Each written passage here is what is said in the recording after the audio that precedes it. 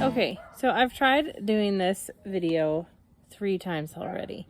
Let's see if this one works.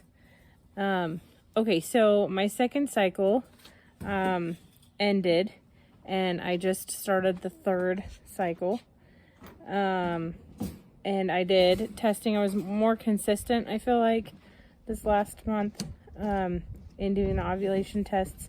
And I had, like, my high was 0.47, and I was looking it up again. I just did some more research last month about PCOS and LH numbers and the TC ratio and what they all mean. And the TC ratio, the tests are, what it tells you is the ratio between the test strip and the control strip, test line and the control line. So that's supposed to be, for a positive test, anywhere from 0.8 to over 1, like 1 point whatever. I don't know what it would even be. Because 1 is saying that it's as dark, the test line is as dark as the control line. And mine have been as high as 0.5 the first month. So then I was reading more about the app that I use, the Pre-Mom app, and the Easy At Home app. And it says that if you don't ever reach anything over 0.5, they'll adjust, the app will adjust and find your high, like whatever is your high. And so this last month, my high was 0.47, I believe. But the high was on the same day, both months. So that's good. So this month, I am going to try to test more frequently during those couple days. Like do one at like noon or 12:30 or whatever, and then one later in the day to see if I'm missing it. And then they said the Pre-Mom app has a lot of information you can use, which is really helpful. So I was reading through some information on there, and read that with PCOS, it's frequently that way. And they also recommend a quantitative LH test, which is through Pre-Mom has those. I think they're some of the only ones that have those. And what that does is it tells you it's still based off of color, but it tells you the amount of LH instead of a ratio. So I'm going to do those this month as well. They're more expensive tests, but I'm going to do those just on those couple days where I think my high is, to try and find some more specific data on that. I also started taking, what is it called, babe?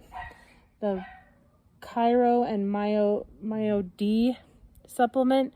I've been on that for a month? Yeah, about a month or more, a little bit over a month, like 6 weeks or so. And I read a whole article from a doctor on the Pre-Mom app that was talking about that and how it is helpful. The two of them together are helpful for people with PCOS.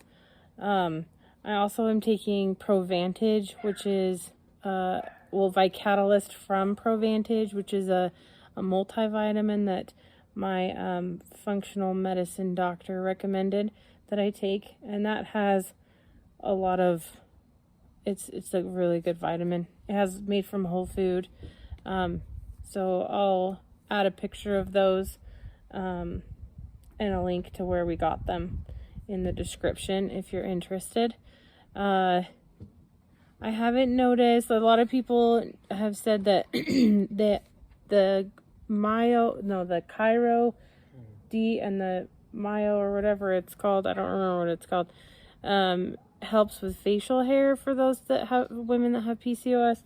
I haven't seen any difference in my facial hair, but the doctor in the article that I was reading did say that once you have the dark hair, it won't go away by taking this, but what this does is it prevents it more from growing.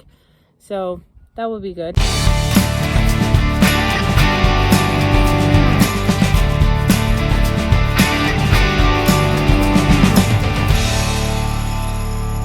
Overall, I feel like I'm getting a lot more information.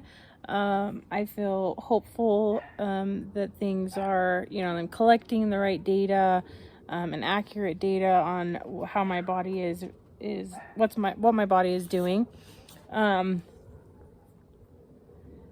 So yeah, any of those that are interested in Egan's situation with work, he has not gone back to work. He did go see the muscle specialist, and they said that he pulled like three or four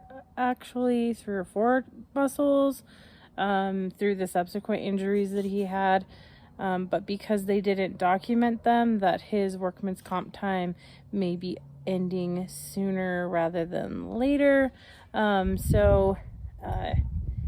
he has yet to get paid, which is really crappy.